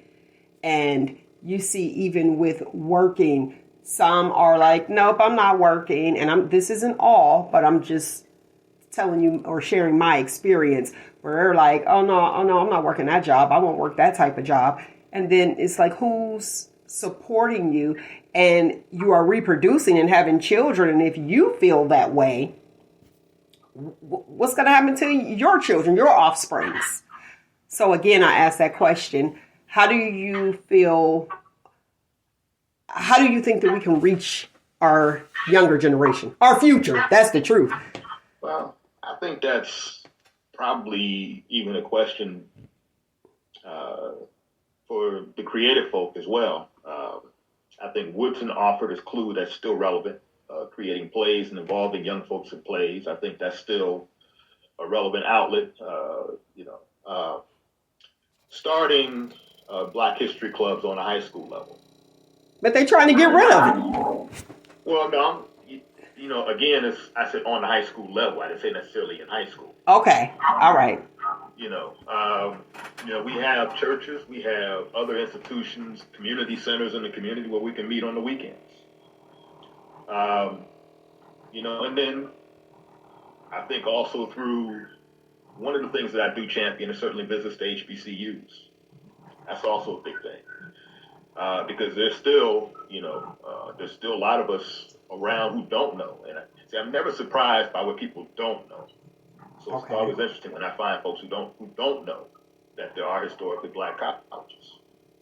And there's always, you should never say never, because there's always someone out there who doesn't know that. And so you never assume. But I think there are various ways, and I think it's certainly creative. One of the things that I used to do is I used to take some young folks when I first started going to these conferences, so that they could see when you go to these conferences that there are other young folks like you who are your age, who are presenting papers, who are engaged in an organization, who are learning from others, elders. It's intergenerational transmission going on. Because sometimes you have major scholars who just sit down on the couch in the hotel and just engage folks all night long, even though they have a paper to do the next day. And see those things matter, because sometimes young folks don't see what goes on outside of their own surroundings, outside of whatever hood they are part of. And so sometimes when you engage them in travel, and say, we're going to go to this conference, you're going to see some people you never thought existed before. Down to earth folks. These are not stuffy shirt academics. These are folks who laugh, they go out and hang out, they talk stuff, they do everything. They snap, they crack and do whatever. They drink, and so these are just regular folk. But they're about the business of Black scholarship. They're about the business of preserving Black history, And so sometimes folks need to see that, because sometimes in their communities, those folks may not be around. Now, the other thing is, since we're in a social media age, there's a lot of content online. And unfortunately, a lot of that content is not good content. It's bad content. I'm not going to say any names. Okay. I don't want to upset anyone who may be following these specific persons. But I got one in my head, but I won't say a name either. a lot of that content is wrong. We can do that in another situation, but a lot of that content is wrong. And really a lot of it is propaganda. And so, we have to, address a lot of the wrong, because there's a lot of bad history. There's a lot of bad history out there. I mean, there's still some folks today who believe that George Washington wasn't the first president of the United States, that there were 5 Black presidents that existed prior to George Washington, or that Willie Lynch was an actual figure, or that folks are afraid to say picnic because they think the origins of picnic come from pick-a-nigger. Mm-hmm. Which is not true. Okay, go ahead. Let's shop talk. So all of those things and more have been addressed by solid, short pieces, solid scholarship, short pieces with evidence, And so, a lot of it comes from misunderstanding of U.S. history. Because even the history we get, John Hope Franklin, the late John Hope Franklin, one of the more noted historians, who wrote from Slavery to Freedom, which used to be a major textbook in college classrooms. He once said that most people know fairy tales, they don't know history. Okay. And that still stands true today. Most folks know fairy tales. And we're not talking about Christopher Columbus, we're just talking about even the basic American history. And that includes white folks and others. They know fairy tales. And so we have to engage folks in accurate history. And that's the one thing that Woodson stood by. It's the one thing Du Bois talked about. Benjamin Quarles and so many others. Even today you have Annette Gordon Reed at Harvard, who's written a really good book on Juneteenth. She grew up in Texas, and so she has some background on the whole Juneteenth celebration.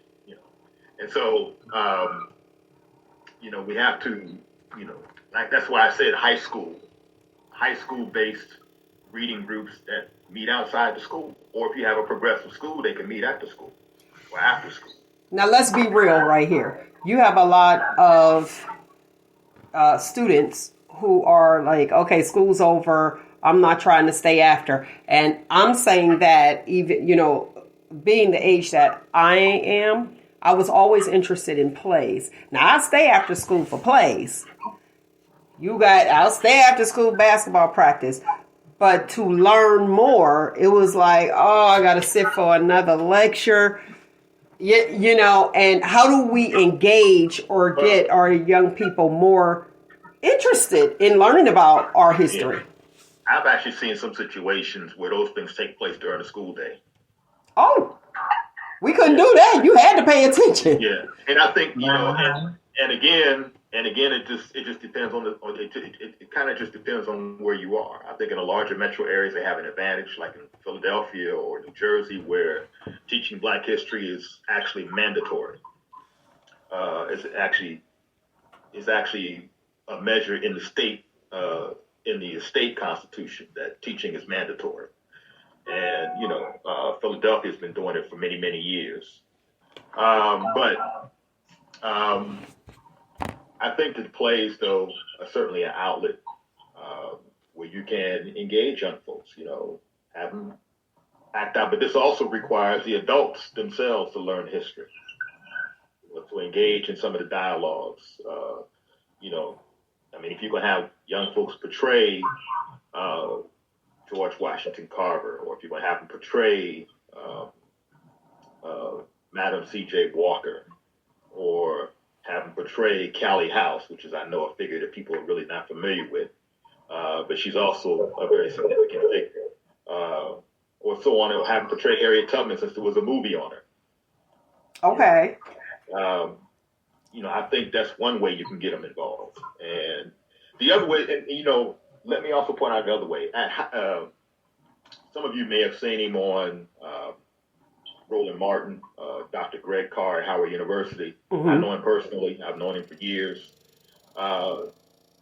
Carr and some other scholars at Howard, prior to the pandemic, they used to have annual trips to the Nile Valley for students at Howard.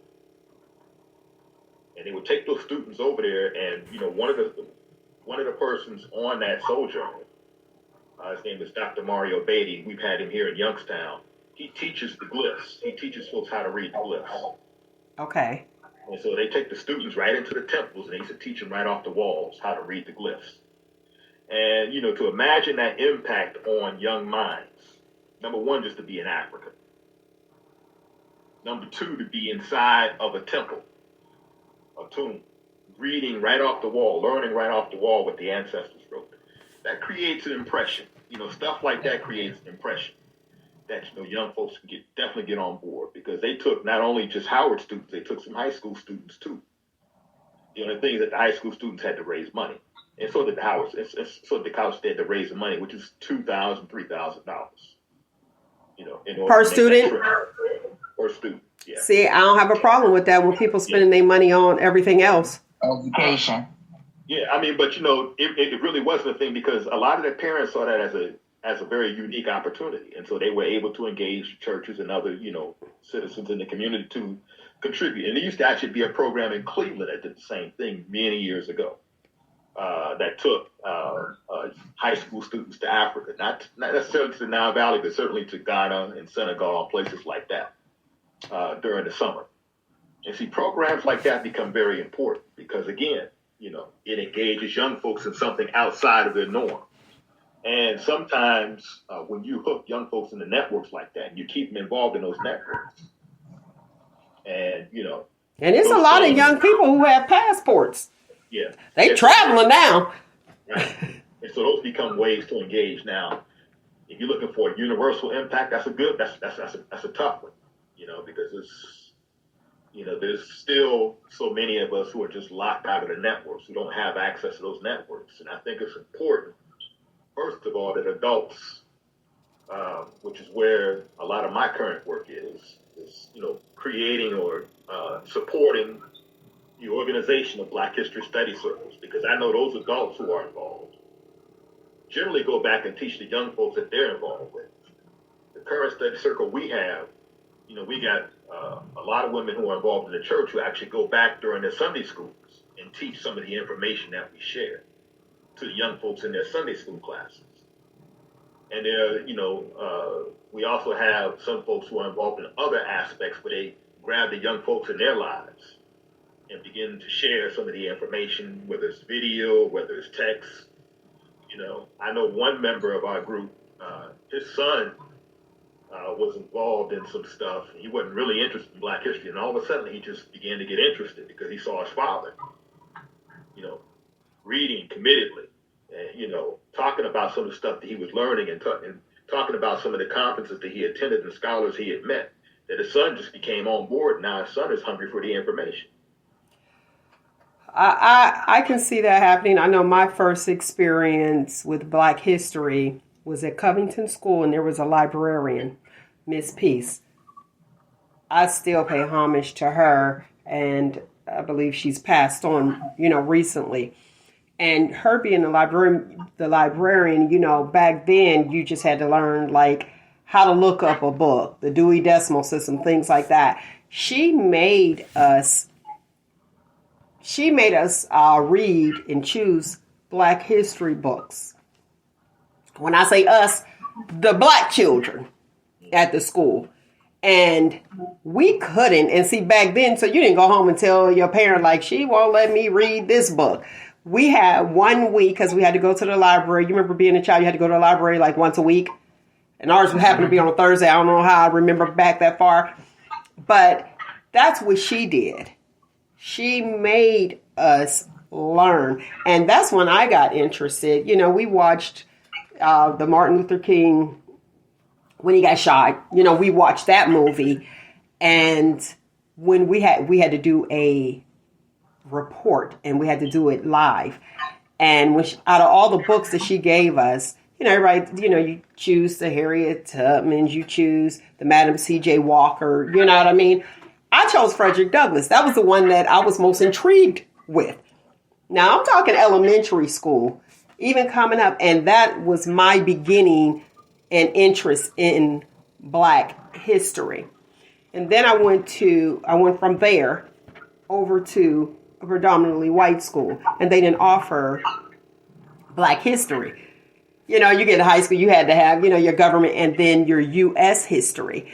And the only thing that I saw in U.S. history was about slavery and how we were slaves. And I'm like, no, you know, but here I am at this school, like, no. But I was always that person that if I didn't agree with it, I wasn't standing up for it.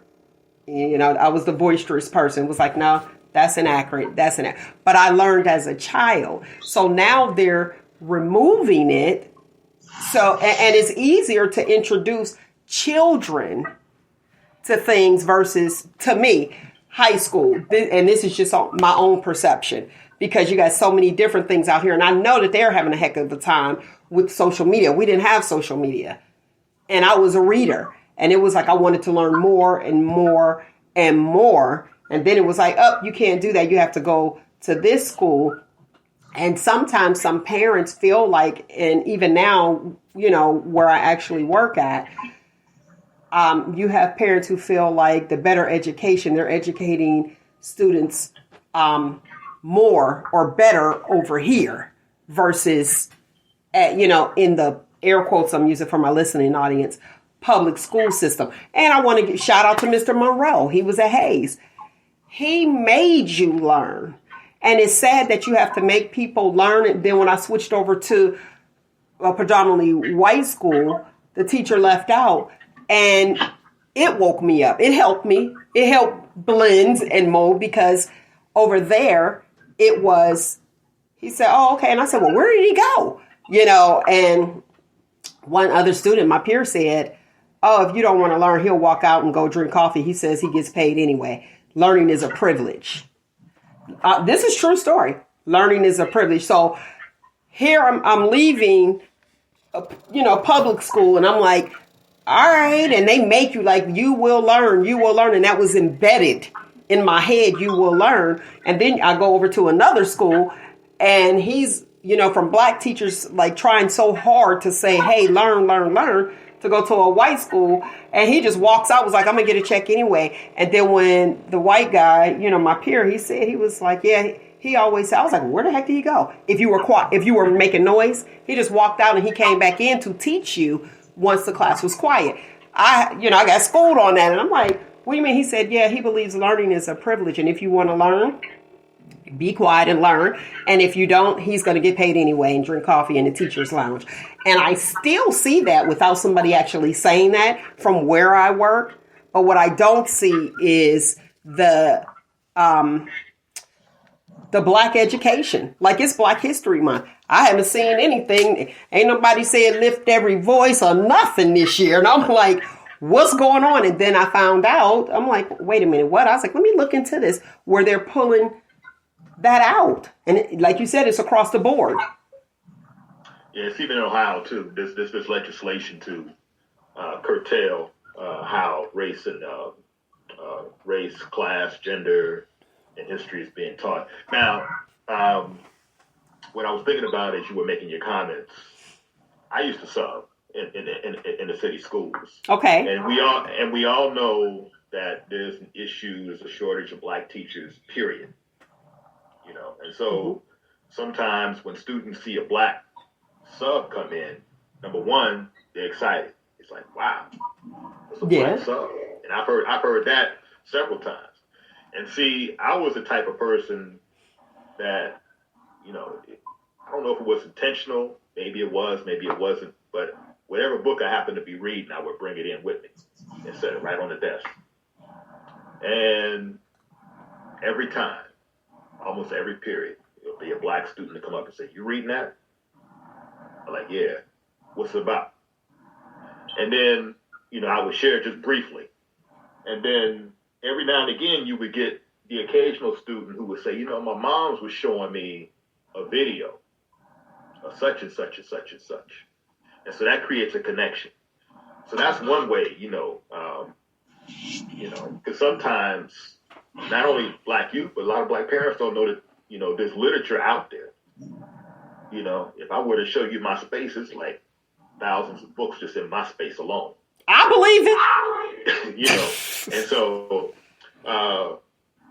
there's black literature out there, black history literature, not just, and I'm not downing novels by any means, but there's black historical literature out there. And now all the black experts are on TV. I'm not down in Henry Louis Gates or Cornel West or Michael Eric Dyson, but they're not the only, or Mark Lamont Hill, but they're not the only authorities out there. I know people see them a lot on TV, but they're not the only authorities. There are others. And that can also be a criticism as well. But there are many more black historians, and there are quite a few black women historians who are now actually writing a lot of history on black women in history, which is, I have some really interesting stuff that I read over the past couple of years from just sisters alone. Okay. And so that's one thing. The other thing is, yes, you got that point already. That's all right. Well, let me go to Nick real quick. Nick, what was your first encounter of black history? Do you remember? My mother. Okay. They briefly taught on it in school, but anything we wanted to know, my mother, she had us look it up, go to the library, see if you could find some books. We couldn't find it in our library. She would touch on what she grew up in a time where, her graduating class, there was only maybe 3 or 4 black people. And when I graduated, it was like 50-50. So the school started gaining more books geared towards black history, and tried to do their little black history program just during the month of February. But yeah, like learning about your people is a 24-hour, 365 event. We just have, and unfortunately, we have to do it on our own now, especially since they're saying they're trying to pull black history out of school. You just have to be willing to do it on your own. I mean, seriously, we have to learn to educate our children and educate ourselves constantly. Now, the other thing I just thought of, I thought what I was going to say. The other thing is subtle. It's really subtle. But you know how in school we're taught when we sign our signature, we sign our John Hancock and so on and so forth. Yeah. So what I do intentionally, and I do this everywhere. I don't care where I'm at. I could be in Sears or J.C. Penney's, and they say, we need you to sign. I said, do I need to sign my Frederick Douglass? Or do I need to sign my Martin Delaney? Okay. I do that intentionally. And I always do it around students because they're so used to, European figures, John Hancock, I'm like, well, let me sign my Harriet Tubman. And so I do stuff like that. It's subtle, but sometimes people recognize the subtle stuff. Mm-hmm. Because it goes against the norm.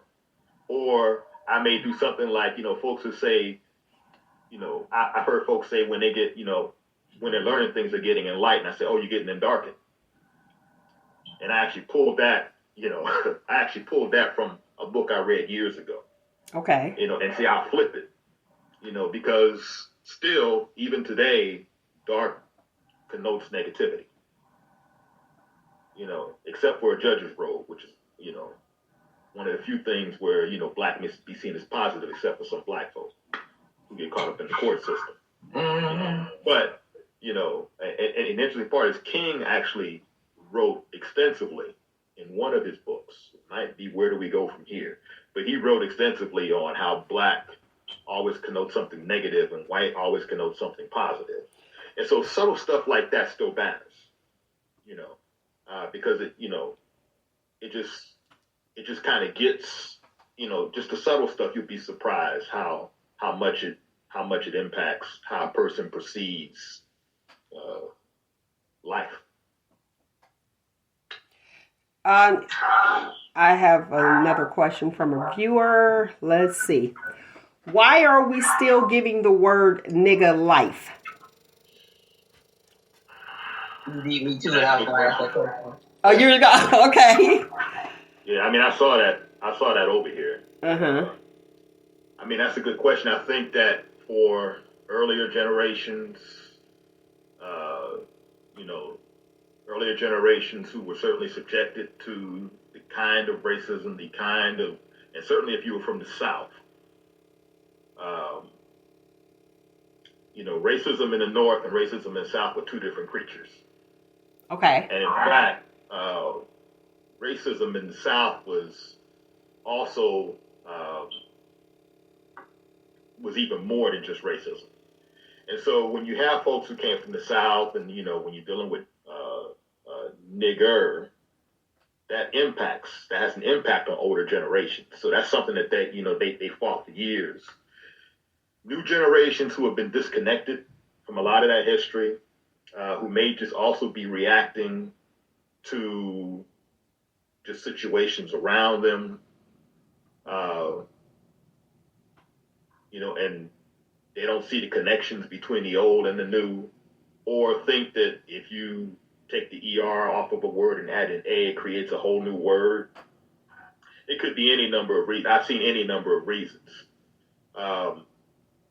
But the interesting part is, and interesting part, and this is just kind of like my own observation, even in a backward society, folks are going to find a way to express some kind of relationship.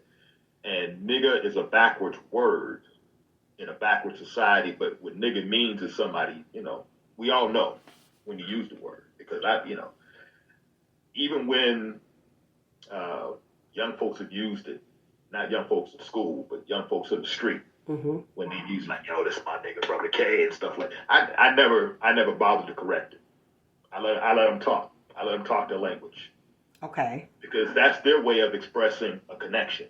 I don't correct them. I know, I'm very aware of the history behind it, but I never bothered to correct them, because that's their way of expressing a connection. And one thing you want to achieve is a connection. You can't develop any connection, certainly with young folks in the streets or wherever, when you criticize them consistently and you're not working with them.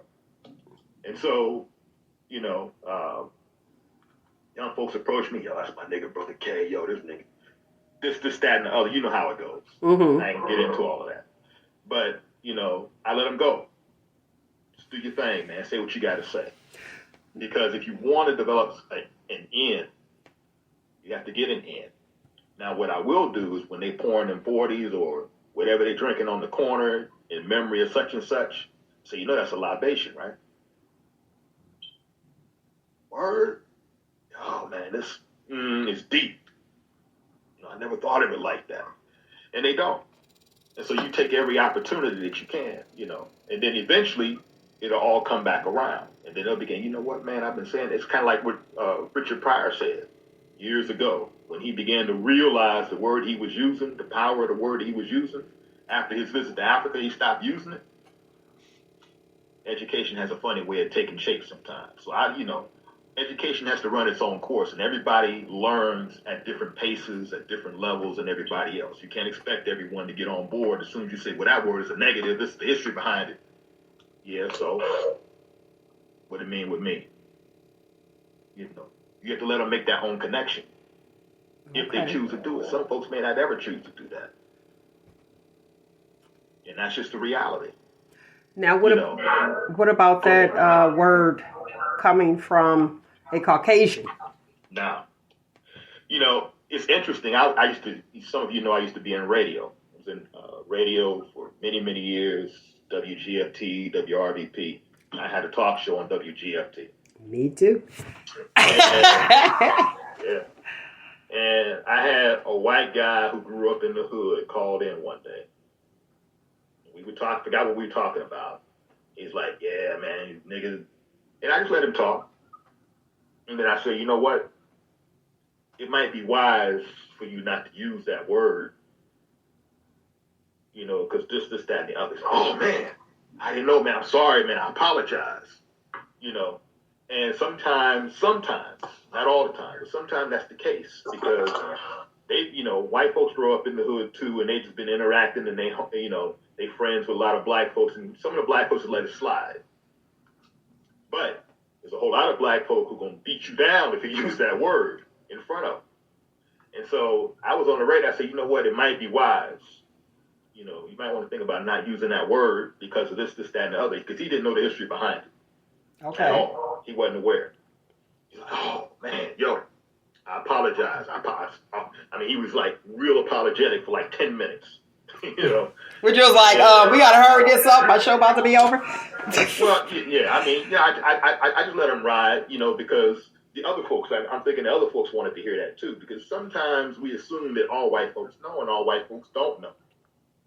You know, because they've been miseducated like the rest of us. You know, they've been miseducated about their own superiority. Like, you know, black folks like to think white folks are more powerful than what they really are. You know, so I think that it just kind of depends, man. I mean, for me, of course, I'm opposed to it, but I just, you know, that was just a radio opportunity. But it never happens around me. It never happens for whatever reason. So I don't know if it happened. You know, I mean, it has happened when folks are driving away from me, but I ain't gonna be chasing down no cars. You know, but I think that, you know, white folks should be careful because in some circles it could amount to a beatdown. And if you want to be ignorant with it, then that's another matter. And I'm not going to say how I would handle that on air. Okay, I appreciate it. I was looking at, you know, how we find ourselves in a situation that was actually set up for us. And I do believe people deliberately, you know, use the N word, you know, just to see our response of like, oh, okay, I can get them off the street. You know, I'll take 2 blows to the head. You know what I mean? And we, yeah. So it's kind of, you know, that's my thoughts. I believe this is a setup. I'm going to go with this other, somebody answered it. They said, because ignorance is comfortable and familiar. And that response was to, why are we still giving the word nigga life? Yeah. See, I could definitely see myself saying, if I know someone's being intentionally stupid, I could see myself saying, man, why are you talking about your mom? You always say mother, because that's always the word that sparks. So why are you talking about your moms like that? You know. Now, if you're gonna do something, I'm legally entitled to respond. But right. But what happens after that word? We're the ones that do something. You have to be careful about initiating conflict. Because you know the value of a black life ain't much in America. True. You know that. Look, you can see it. Like, what? You can freaking see it. And it's like, okay, what are we doing? Now, when I look at it and somebody uses the N word, it doesn't fade me because that's what I'm not. And even like if somebody calls me out my name, the B word, remember that this was chicks. She called me a B. Now you want to throw hands. Oh, okay. Guys, if you don't give them no holler and you want to be like, yo, shorty, okay, I don't respond to that. So then you want to call me out of my name for me to do what? You know what I mean? I'm not going to respond because that is not who I am. And me personally, I just feel like if somebody calls you out of your name, like, what did it really do to you? What did it really do? That word, what did it really do to you? Did it bother you or not? Look, or not, because if it's just a word and it's like, okay, well, my community said that's disrespect and you're not going to disrespect me, because I know it's a lot of people that's still big on the disrespect, period. Like you got to show your hood what you made of. You just showed your hood how you get arrested.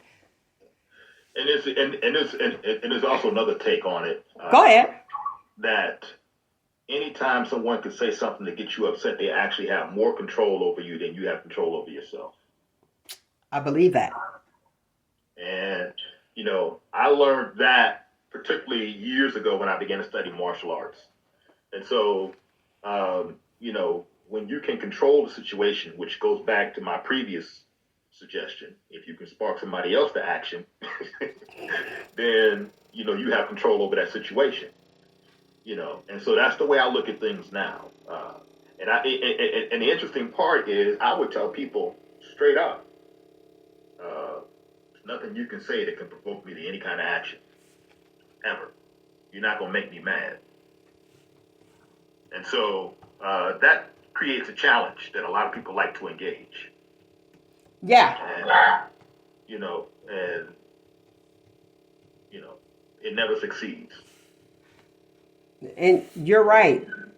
You're so right. Some people, they just enjoy seeing you get worked up. Like I was talking about with, we were doing our feature on Black businesses today. Mm-hmm. You have people that just sit there and be like, okay, let me play the adjutant. Let me be the adjutant today just to knock them off their square. Mm-hmm. So we got to do better. Yeah. Well, the idea of self-control is still a concept I think a lot of people are grasping. Okay. How do you suggest control in 2 minutes where people can hear? I don't know if I can. You got me on a George Frazier timeline. Okay then. Because Frazier would say, if you can't introduce yourself in 5 minutes and tell why somebody needs to connect with you, then it ain't even work. You I got it from there. Look, yeah. But I said 2. I cut it down. That sounds straight like George Frazier right there. But I think that I think a lot of it just comes down to just self-reflection, really. When you spend time reflecting, I think everybody at some point, you spend time reflecting on certain things or thinking about certain things. And, it just began to make sense as I began to get deeper into the martial arts that, because one of the things at least my style of martial arts, it was always about the response. It was never about initiating the conflict, but being able to adequately respond if engaged. Okay. And so, I began to think, well, the same thing can happen just in interpersonal contact or relationships. If someone can get you to a point to where they can get you, folks will say, you made me angry. Well, and so I also began to pay attention to how words are used. You make me, or you made me gamble, or you made me bet here. I didn't do anything. I didn't take your hand and, or do that. I didn't shape your mouth, and so I'll do stuff like that. But if someone can get you to, if you allow someone to get you to that point, then you really don't have any self-control, and I think that was one of the crucial lessons with the nonviolent direct action that we saw in the South in the 60s.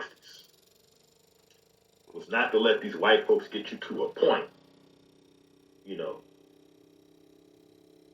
This is not a path to that engagement. It is actually an active engagement. But let the world see these white folks for who they really are. And that's kind of what happens when, folks want to be ignorant with you. I just let I just let other folks who may be around see these other folks for who they are. Okay. But I mean, like I said, I may respond with something that may get them to react, which we'll just leave it at that. You out here doing the Karen? I'm sorry? You out here doing the Karen? Look, that Karen thing is a mess. Tell it on everybody just to get people worked up. I will say, not you. I will say there's somebody in the Warren area. I don't know the individual, but they have a huge spotlight over their garage, and it says, "I have a Karen," and the finger is pointing that way. It's huge, and there's a spotlight to come on at night, and it's like, oh, letting everybody know she's a Karen, which is hysterical to me. Yeah. But they changed the narrative of Karen. Karen just being a name. Now they changed the narrative of Karen, just as I wish people would change the narrative. Well, I guess some people with words of endearment with the word nigga. It's like it depends on who it's coming from. And I'll accept it from you, but I won't accept it from you, unmelanated. That they may not know, just as you shared. They may not. Go ahead. I think for some people it is intentional. Mm-hmm. I mean, they mean it. And I think, some of the folks we have in office now, they mean it. But oh, you know that. I think for other folks, it's an educational journey. Some folks are just unaware. You're right. Folks are just not able to see the connection. Hey guys, you're listening to Shop Talk with Mel. Today's guest is Brother K. We're talking beyond slavery, the things that we're dealing with right now. How can we fix it? You guys already know. If I give you a problem, I'm definitely going to give you a solution. All right, we're going to add Nick back because I do want to talk about this shirt and what you actually stated when you were on air regarding the white guy that said, the use of the word nigga, and he did not know. So on that shirt, I looked at it this way. I looked at it several ways, honestly, but I have to play adjutant real quick. All right. That shirt, when I seen that little white guy on there, do I think that it should have been like a black and a white person on there? Yes. But I don't know if it was intentional, since we talked about intentions. Brother K, look, scroll back a few seconds. Maybe he was trying to support. Just as the shirt, I think it said, I'm going to say allegedly Coles, because I don't know if it was photoshopped or what. But I didn't see anything wrong with the young lady, white young lady with a shirt with a black girl with an afro. Because how often do we wear clothes with white people on?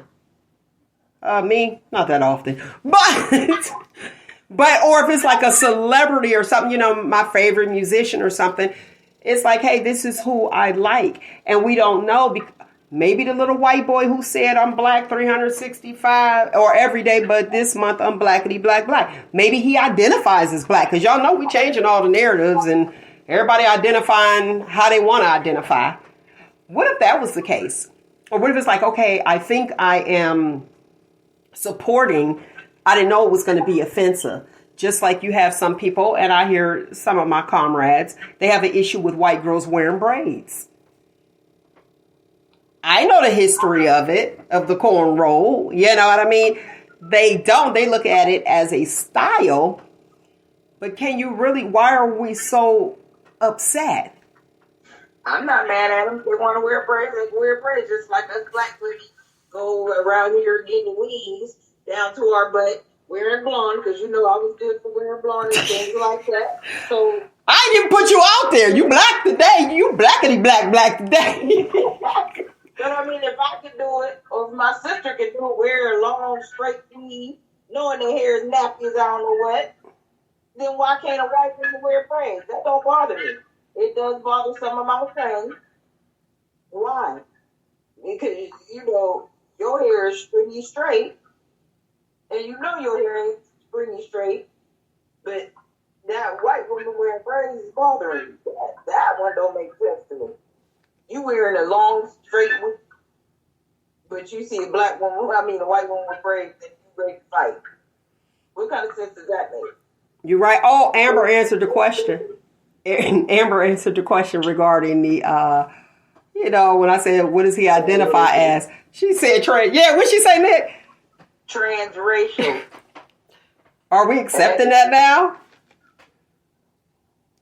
I know a couple white people that said they wish they could be black. They don't like white people. They don't like their own people.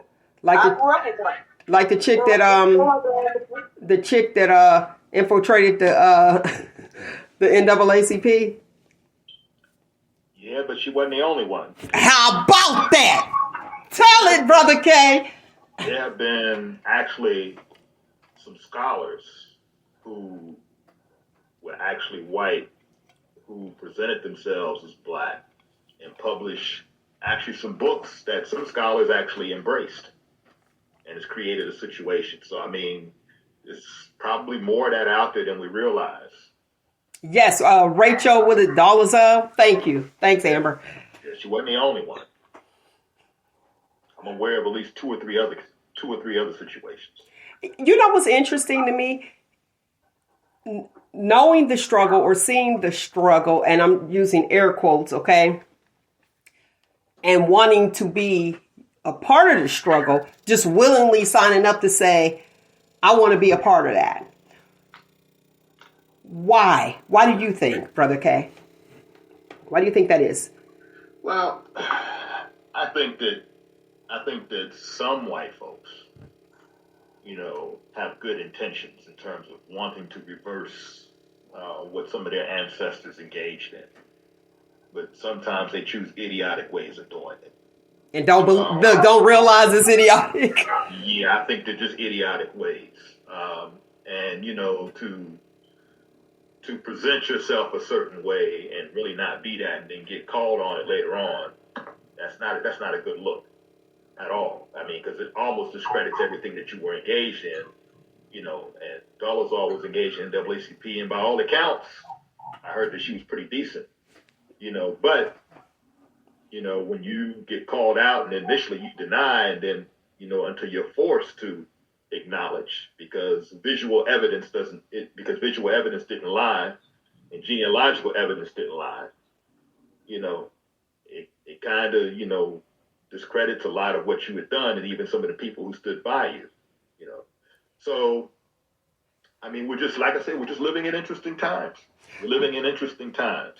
But shouldn't we acknowledge her intentions, or ask her at least what was her intentions, or is she just totally out? Well, like I said, she may have had good intentions, but there have been many white folks who had good intentions who didn't present themselves as black, who actually engaged and fought to counter whatever impact their ancestors or other white folks may have had, or even black collaborators may have had, because that's also another situation. So I don't see any particular reason to highlight her when you have many white folks who just stayed who they were. They stayed true to who they were, and just say, you know what, I ain't down with this. This is wrong. What happened in the past was wrong, so I got to do something to make it right. There are many of anti-racist whites. I mean, the Brown family, who were founders of Brown University. Is it Brown University? No, I don't remember. Princeton University, I think. The family owned slaves years ago, but many of them are anti-racist now, and they're doing what they can to create a fund to make compensation of some sort. And so there are many white folks out there. I think there's Brown University. Anyway. I'm going to check into that after, because I'm not for certain either. Listen, we have come to the end of our show. I could talk to you for hours and hours on end. Right. I love the education that you gave. I appreciate you. We got to have you back on, Brother K. You all right with me? Let me know. I appreciate the invitation. I appreciate the invite. Thank you so much. For my lovely people who are just tuning in, you guys know you can go back and rewatch if on YouTube, if you're on Facebook or any social media site, and also any of your favorite podcasts. Shop Talk with Mel. That's all you got to do. Shop Talk is one word. Any last words, Brother K? I would just encourage folk to support Black History Month. It's the only time where everything is focused on Black history. Do not get caught up in the calls to rescind Black history or think that February is not necessary. February is always going to be necessary as long as we in America is going to be necessary. And so engage in it. And if you don't see what you feel should be in the month, then organize something to make sure it's there. That's just a short message, but it's a message. And join a Black organization. There you go. Real quick, I did say we were ending the show. How important is it to support HBCUs if you're able to go to one? Definitely. My mother attempted to get me to go to an HBCU after high school, but I just wasn't trying to hear it. I had illusions of being a walk-on at Ohio State football. Like I said, illusions. But she did try to get me to go to an HBCU. I really didn't learn the value of an HBCU or appreciate the value of an HBCU until later on when I began to attend these conferences, and they took place on HBCU campuses, and I got a chance to see for myself what was happening. And so, yeah, I hope you support HBCUs. If you don't attend one, contribute to them every year or many times a year. But yeah, I'm definitely an advocate of HBCUs for sure. All right, that is the words of Brother K. You heard his encouraging words and how he's saying how important HBCUs are. If you don't know, please read up on it. Read up on your HBCUs. It's where it's at. All right. Find you. Let me give you today's footnote. Imitation is the highest form of flattery and a pure obsession with Blackness. Boom. Find you, embrace you, most importantly, always, always love you. Until next week, people. Shop Talk on your favorite podcast. All right. And don't forget to like us on all social sites. All right. Social media sites.